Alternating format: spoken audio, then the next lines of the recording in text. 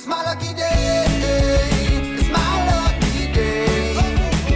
It's my lucky day. My lucky day. Don't need a pot of gold. Oh, crap. Hi. I was writing something down. Let me get rid of that. Hi, everyone. Welcome to today's show. This is episode 58 of Coffee and Cloud Native, and I am your host for the day. My name is Adrian Goins. Every night, I and my army of bots scour the internet for news and content related to Kubernetes and Cloud Native, and every day you'll find me here to share the bits that I find interesting. It's a curated list of content. I go through around 200 submissions every night, except last night where I was like, you know what? I'm just not going to do anything at all. Actually, that's not true. Last night, I decided that I would make today's show all about the Edge. Why the Edge? Because today is the Edge conference. If you have not already registered for this free event, it's at edgeconference.io. You should go register.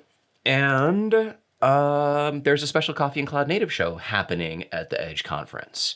So that show will be at 3:45 Pacific time, 6:45 Eastern time today. It's a one-day conference. For that show, my boss at Rancher had the idea that perhaps I could do a CNCN show where I just kind of showcase lots of different edgy things. And I thought, yeah, that's a wonderful idea. And over the weekend, I sat down and, over the weekend I filmed it, but over the previous week, I went through all sorts of stuff online. Hang on, I'm trying to get the chat back up. I went through all sorts of stuff online and put together the show. And man, there's just an unreal amount of things happening in edge technology and edge computing and fog computing, which was a word I didn't even know was a real word until last week. I'm not 100% convinced that it's a real word. It was a real word in like 2018, and I think probably all the cool kids stopped using it, and I just never got the memo. So anyway, if you're watching this on YouTube or Twitch or wherever you're watching it, click whatever button tells whoever you're watching it with that you like it so that they tell other people. And join the chat. There's a free community site. We're on Discord. There's all sorts of stuff. And I want to give a special shout out to Tribble today. Tribble's up bright and early, like really early, to catch the show. And I really appreciate that. He got hired for a new job yesterday and he's really excited. I think he's practicing getting up early. So let's get started. Oh, actually, I didn't even tell you what I'm doing today. So there's this Edge thingy later on. And then I wanted to do more Edge stuff today. And there was 5 or 6 Edge things that popped up in yesterday's bot report. But it wasn't enough. And I was about to post something on Discord that said, hey, I don't have anything to talk about tomorrow. Tell me about your Edge stuff. And I was like, you know what? Let me just go to GitHub and search for Kubernetes Edge. Whoops. Yeah, I found more stuff. And so today, we're just going to talk about stuff. Everything I'm talking about today is in addition to what's actually in my pre-recorded show later on today. So it's a day of the Edge. Let's try not to get cut. Ooh, a joke. Dad joke. So here we are. I pressed that button and a bunch of stuff popped up to cover my browser window. And so, yeah, here we go. Oh, let me resize that. Hold on a second. Like, why is that so small? I use this really cool app called Better Touch Tool on Mac, where I can create like little window areas that I can drop windows onto and they resize to certain dimensions. It's pretty cool. Amazon. We like Amazon. We like to make fun of Amazon because sometimes their news is like super not newsy. I feel like there's images missing on this. Hey, there we go. Hello, CSS. So Amazon, let me get that chat window back up, released this yesterday. And this actually was a super late entrant, whatever. It showed up late last night, and it's about managing edge of the edge deployments with Rancher. It actually doesn't really have a lot to do with Rancher, but what it does talk about is some new stuff that Amazon's got going on with their Snow devices, the Snow family of products. This isn't Jon Snow, or I don't know anywhere to go with that. But they're talking specifically about the SnowCone and Snowball devices. I had looked at their Snow family of stuff a while ago. Oh, these are all going to refresh because I had to restart Firefox. That's about the Snowball. Let's look at the Snow family. And it's all of these edge thingies. When I first looked at it, I was like, oh, this is like storage. Like you can ship a device to a location, load it up with data, and then ship it back, and Amazon will copy it to an S3 bucket. So it's just essentially a really fast way to transfer data in huge volumes. And when I say really fast, I don't really mean really fast, but if you look at the speed per terabyte of copying it and then mailing it, it's actually faster than alternatives. So they've got a bunch of different things, including the AWS Snowmobile, a 45-foot long ruggedized shipping container. That's just crazy. They've got SnowCone and Snowball. So let's jump back over here. Snowball Edge, 52 vCPUs, which apparently they can't spell vCPU. That's tough when it's your term. 52 vCPUs, 256 gigabytes of RAM, 42 terabyte hard drive, and a bunch of other stuff. And then they've got the SnowCone, which is 2 vCPUs, 4 gigs, and 8 terabytes. And the idea is that you deploy the Snowball Edge somewhere, and then you can deploy SnowCones in more edge locations. It kind of breaks down a little bit when, let's close that so I can see this better. It kind of breaks down a little bit because it looks like they haven't decided if this is for transferring data or if this is for edge computing, because it does both. Let's look over here. They have like pictures on one of these. All right, so they got military guys. That's cool. I don't even know if they're using this. Oh, it was in their video. We're not going to watch the video, but they have a little video somewhere that's like, oh, you can put one of these on a boat, or you can put it on a car, or you can put it on a truck, or you can put it on something. The military application idea actually would use that. So at a forward deployed whatever location, you would have a snowball. And oh, there's the video. You would have a snowball. And then it would like pull updates from the internet over some randomly connected or disconnected link. And then you would put snow cones in like trucks, and they go out and they do stuff. And then when they come back, they get updates from the snowball, and then periodically the snowball connects back. That's a standard edge computing model, and that's cool. But then they also talk about like, put this on a ship and it'll do real-time blah, blah, blah, for whatever you need a ship to do.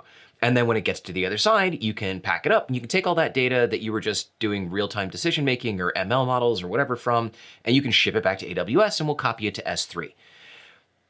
What I don't like about that is that means that, well, then you don't have one of those devices on the ship to do anything anymore. So I guess you're supposed to get lots of these and like swap them out. And anyway, it's kind of a cool thing if you want an all-in-one solution for fog and edge computing that plugs directly into your AWS environment. Microsoft announced Akri. Microsoft announced this yesterday, and they are actually talking about this more at today's conference.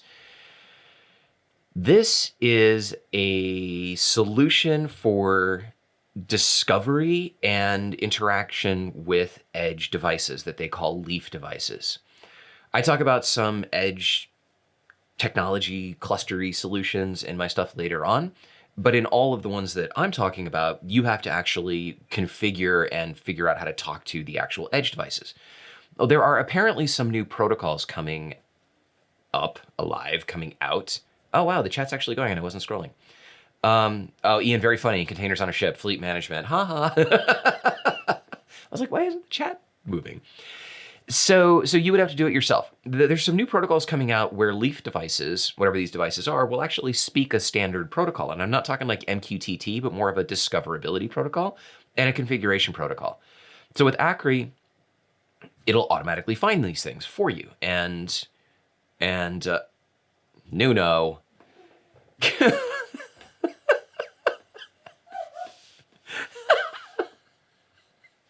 Oh my gosh.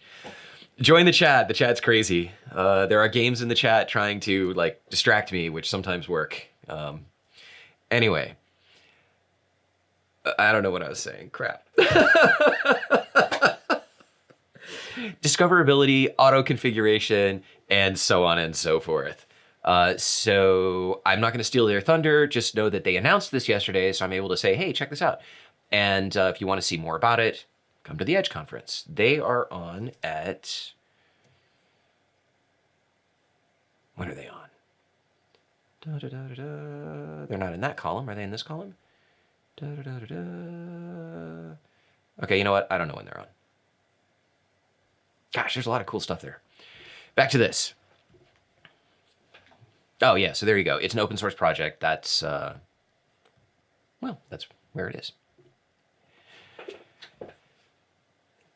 This article is by Senior Staff Solution Architect working in the VMware Cloud Tree. Oh my gosh, I can't talk. Yes, you hear Wifebot laughing in the background. She's over there on the other side of the wall. Okay, this is by a dude who works at VMware.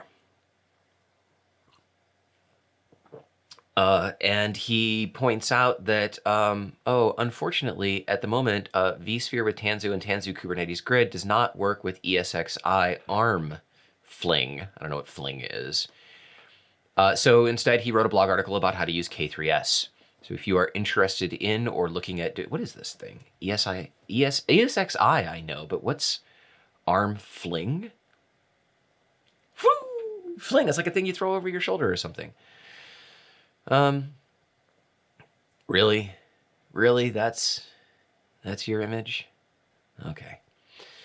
Anyway, if you are in the VMware camp of stuff, if you've got ESXi-Arm Flings running somewhere and you want some Kubernetes, well, K3s apparently works well. So he's got an article on how to make that work with vSphere. ESXi on ARM. Yeah, Nuno, that's right. Why are they calling it Fling?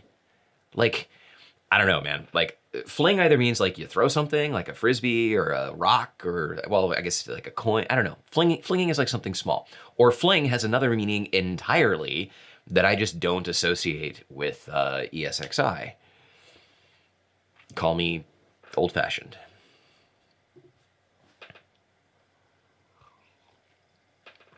That was as far as I got with, oh no, that's not. I got two more things from yesterday's announcements, and then we're going to get into the weird stuff.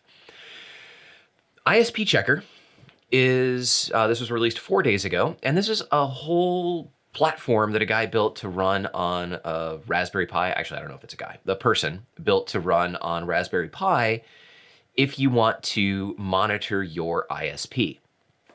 Since my ISP, one of my ISPs sucks, I thought this was interesting, and it generates Grafana dashboards, and it runs things like speed test and what else has he got going on in here? So it runs on Kubernetes. It's hooked up to Prometheus and Grafana. It does bandwidth monitoring, packet loss. He explains the difference between latency and jitter. If those of you who are in the pfSense OpenSense universe, you should actually look up. There's some cool stuff you can do with jitter that will improve your bandwidth. I can't because my ISP sucks. So he's got all of this stuff, and I thought this was appropriate for an edge type solution, because if you are deploying out in an edge environment where there is, resource constraints or intermittent connectivity, or you're on satellite, or the internet comes by, once a week with a basket of goods and is like, hey, peace out. You could use this to figure out the status of your stuff.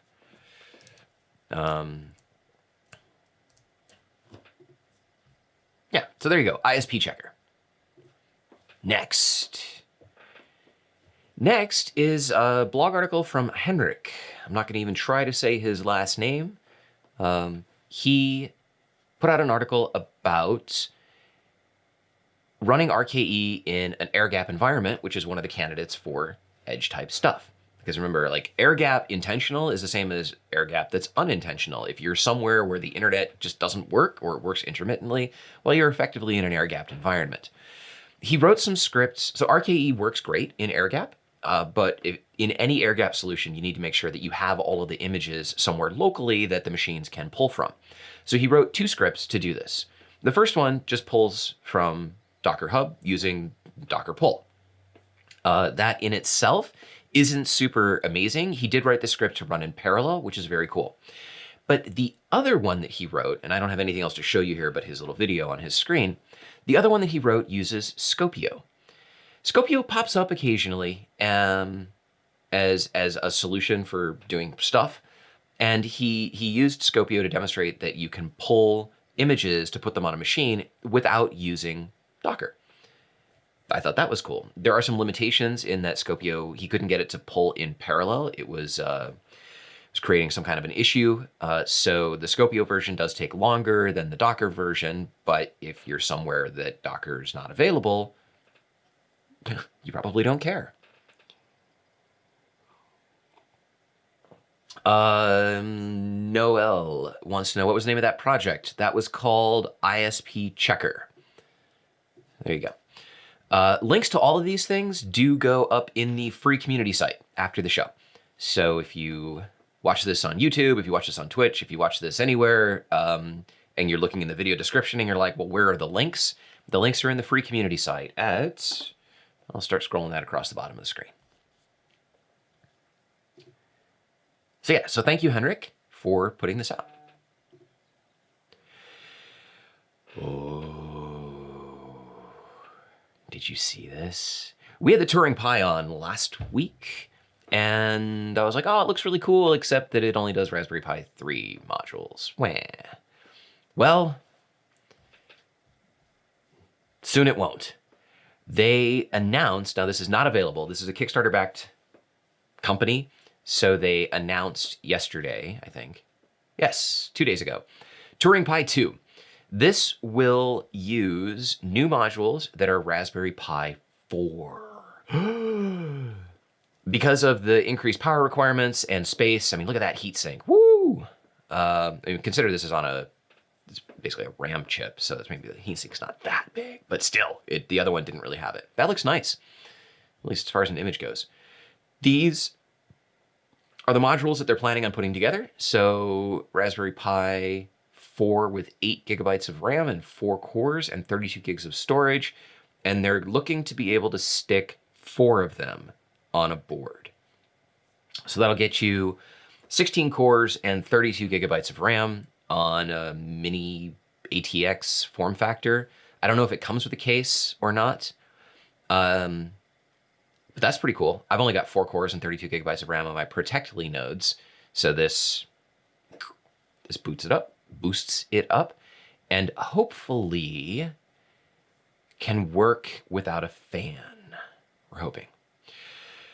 They give some example use cases, for example, edge infrastructure, and Svetlin says he likes the sound of my mug when I leave it on the table. Really? That noise? It's the sound of like a mug full of coffee, son.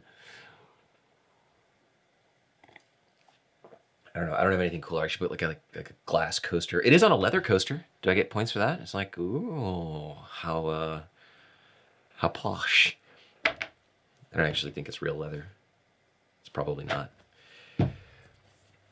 They give some cool applications: edge infrastructure, ARM workstation, and a bunch of other stuff.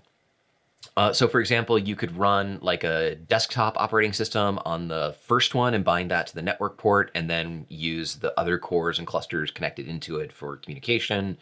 It has a managed switch on it, which is pretty cool. It has VLAN support, so layer 2 managed switch with VLAN support. And then, yeah, you can use it as a router. So this is coming out, and I think it's pretty exciting. Now here is where I ran out of things to talk about from yesterday's report. So I went to GitHub and I searched. And JVB says a cow-based coaster would be on brand. Dude, talk to Connie about that. That's a really good idea for some swag. Cow coasters. So I went to GitHub. And I searched, and I filtered out everything that like nobody had touched in 4 years or whatever. And I came up with more stuff than I have time to talk about. So let's just get right into it. Eclipse ioFog. Huh. Fog computing, I told you this is a new term that I ran into. And if you don't know what it is, you've heard of edge computing. Well, I always thought that edge computing was like the edge. And fog computing defines that maybe there's something that happens between the core, off screen again, between the core and the edge. This could be, routers and ISPs, or it could be something that does middleware processing. If your edge environment is like a retail store, then you have enough capacity to do stuff there. But if your edge environment is a Humvee, well, then you need something where the Humvee comes back. This is like the Amazon thing. The Humvee comes back, it offloads some data, something processes that there, and then sends that out. You can define that as still being part of the edge, or you can say that that's the fog. Ooh, get it? Cloud, fog, edge, whatever. We're going to run out of words one day. So fog, ioFog wants to, here we go. So ioFog wants to be that thing. It wants to be the middleware thing before whatever. And they give examples of, for example, it could be an ARM computer in a vehicle. The thing is, this is not necessarily Kubernetes. This can just be a standalone bunch of stuff running on a machine. So if Kubernetes is too much overhead for your infrastructure, that missed? Really? Missed? Okay. Sure. We get fog here in the morning. It's really pretty. So it doesn't have to be Kubernetes. So there's routers, there's proxies, okay, so now they step it up where you could have two vehicles, and maybe your vehicles can talk to each other, and then they also can backhaul data to a fog node. And then they step it up again, talk about more stuff. And now they're like, okay, maybe your fog node is Kubernetes.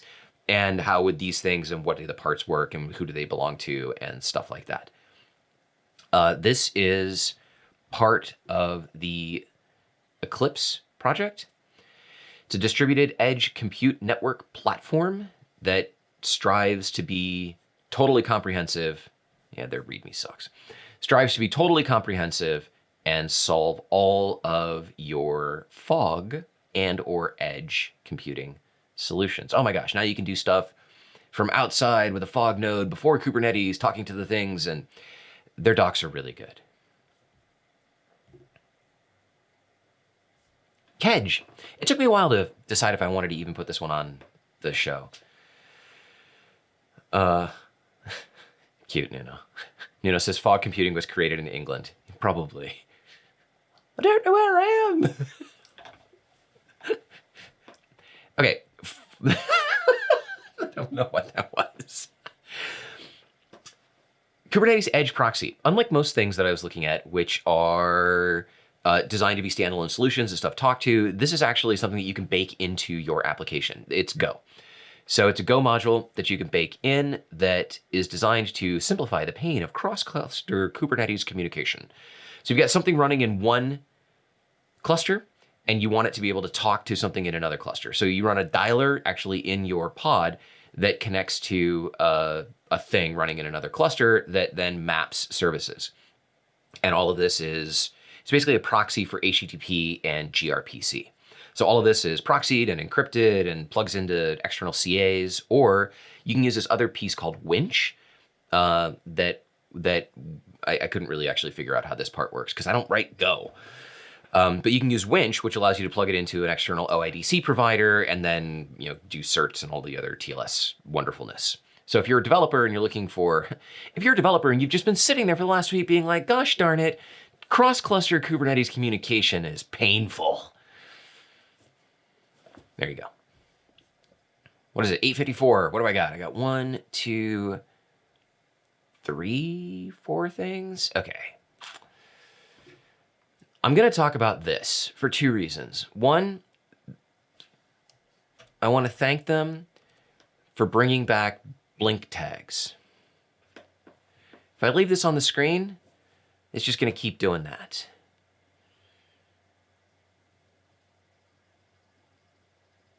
It gets really annoying.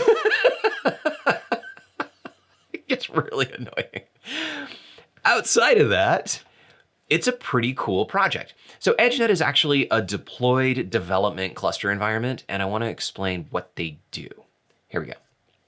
But I can't scroll those stupid blinky things off the screen. Basically, if it's a Kubernetes cluster, they have a better image somewhere. Here we go. Can I make this big? Hey, look at that. It's a distributed cluster that you can dedicate nodes to. So let's say that I've got a node somewhere. I can say, hey, I want to contribute my node to your cluster. So they've got nodes all over the place, and then there's a master environment that runs somewhere. And these are edge deployed worker nodes. If we stopped there, you're like, who cares? This is a security nightmare. But on top of this, it's for researchers. They've built in an entire authentication framework where you see there's like big laptops and then little laptops. So big laptops represent authorities and little laptops represent users. I can donate a node and then I can become an authority and then I can hand out access to users behind me. And I can designate what nodes they're allowed to use, how much resources they're allowed to use, and so on. So it becomes a community, multi-node distributed Kubernetes cluster that's designed for a community that is nice to one another, not a community where somebody's going to come in and deploy a bunch of crypto. But if somebody were to come in and deploy a bunch of crypto, well, the authority can just nuke their account and all of their stuff goes away. It's open source and has good documentation, and it took me a while to figure out where their actual install docs are, and then I found that it's in the file called install. It's just not linked anywhere. So with this, you can either petition and say like, hey, I'd like to join your community, or if there was another community that you already belonged to that maybe was going to deploy this, you could say, hey, I'd like to become an authority, or I'd like a user account. We're looking at this. Shipwreck has an idea about pooling resources to give all of us access to Kubernetes environments where we can deploy and play with stuff, particularly the things that we showcase on the show. We can set them up and actually kick the tires on them. I really like that idea, but when he presented it to me, I was like, oh my God, security, danger, no, I don't want to be in the business of managing that. A solution like this would allow us to delegate the same way that you delegate stuff to moderators in a chat or, whatever. There's a hierarchy of things. And so this is interesting. He's going to dig further into this and we're going to see if this makes sense. Out of this, totally randomly and totally having nothing to do with Edge, I found, was it here? I thought it was here. Was it on their GitHub repo? Yes. Okay. Support. To chat with a member of the EdgeNet team live, please open our Tawk.to window. And I was like, what the heck is a Tawk.to window? You go to websites and they've got that little stupid bot in the corner that follows you around like a used car salesman being like, hey, can I help you? And you're like, no, go away. And then you go to a different page and it's like, hey, can I help you now? No, go away. Hey, can I help you now? Well, you can get rid of those things with, uBlock Origin or something like that, or just block intercom.io at your Pi hole or your blocky thing. Tawk.to is one of those things that's not a total rude used car salesman. Basically, and it's totally free, and that's why I'm putting it up here. It's totally free. Their idea is that you can monitor your customer activity in real time. You can meet customers where they are. They can pop up a thing and say, hey, I'd like to talk to you. And you can be like, great, cool. You can staff it with your own people. And because they're your own customers, they're like, we're not going to charge you to talk to your own customers. And in their FAQ, they have a thing of how the hell do you do this for free? And they said, oh, well, if you don't want to talk to your customers or if you don't have people to staff this, you can hire us to do it for you. And we have it's for $1 an hour if you need professionally trained native speaking chat agents to help you answer your chats. So it's not one of those stupid bots where I hate those things. I absolutely hate them because they're like, oh, do you have a question? Yes, and you ask a question, and if it doesn't fall into their simple little stupid machine learning path, after 5 minutes, it's like, oh, I will connect you with an agent. Average response time, 17 days. Y'all can figure out what that meant. So Tawk.to. I had never heard of this before. I think it's really great. And I don't know if any of you care, but if you're looking at one of those bot things, just know that it'll piss people off. When you piss off customers, they go away. What the heck is this? Oh, this thing. Holy cow. Oh my gosh. I lost so much time trying to figure this thing out, and I'm still not 100% sure that I got it right. OTE-Stack. This is from Baidu, all right? It's legit. It's on version 3, and basically it supports K3s. Yay! Where's their image? What? Can I open this? No, it just takes me to a stupid thing. Show me this image. Right? Okay. So you got the cloud and the edge. I figured that part out.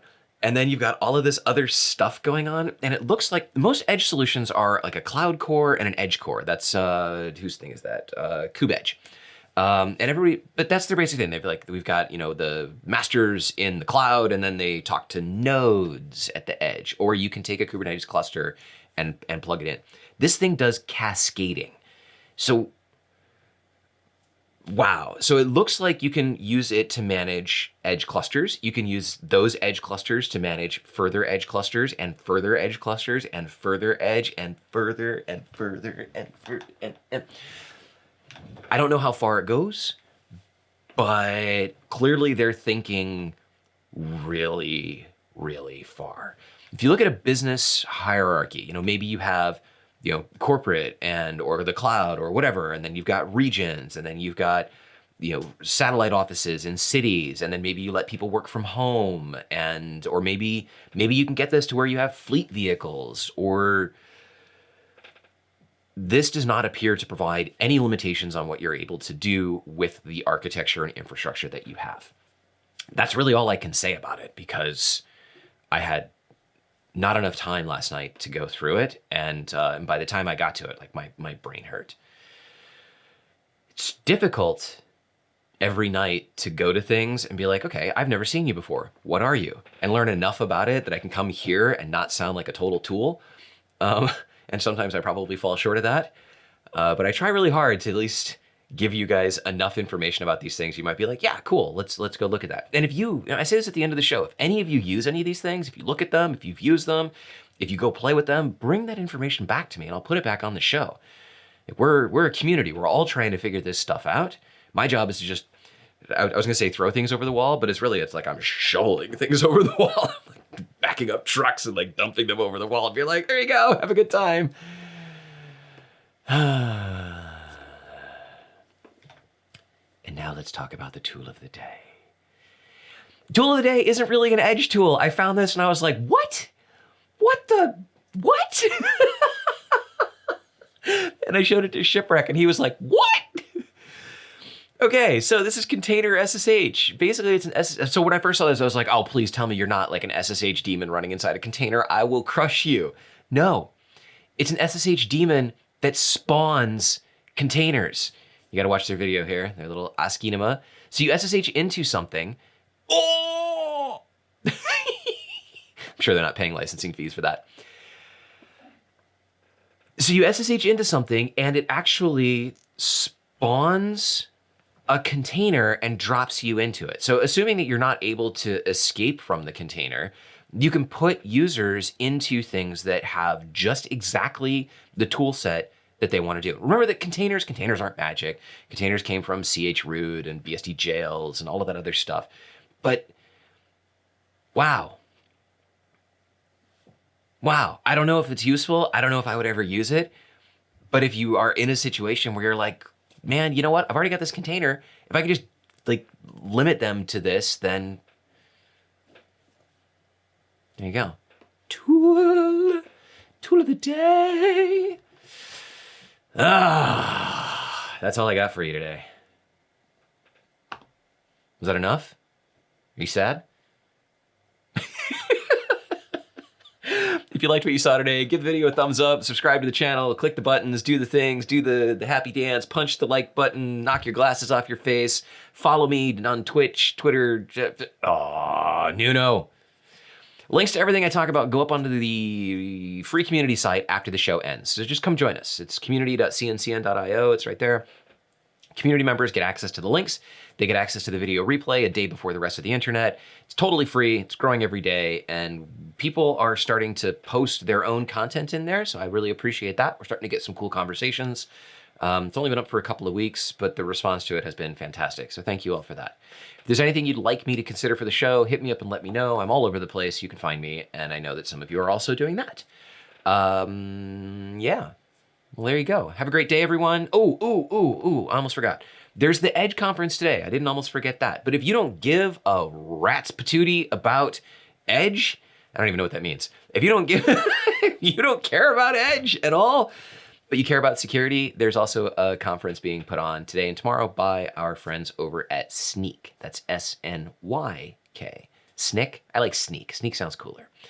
So yeah, you know, there's so much stuff going on and it's whatever. You can go back and forth between them because they're free. I looked at their stuff last night. There's a bunch of really cool security stuff going on over there too. So pick and choose, go to both, have them up in separate windows. That's it. Thank you all for watching. Keep learning. Stay safe. Stay dangerous. Stay awesome. I'll see you in the next show.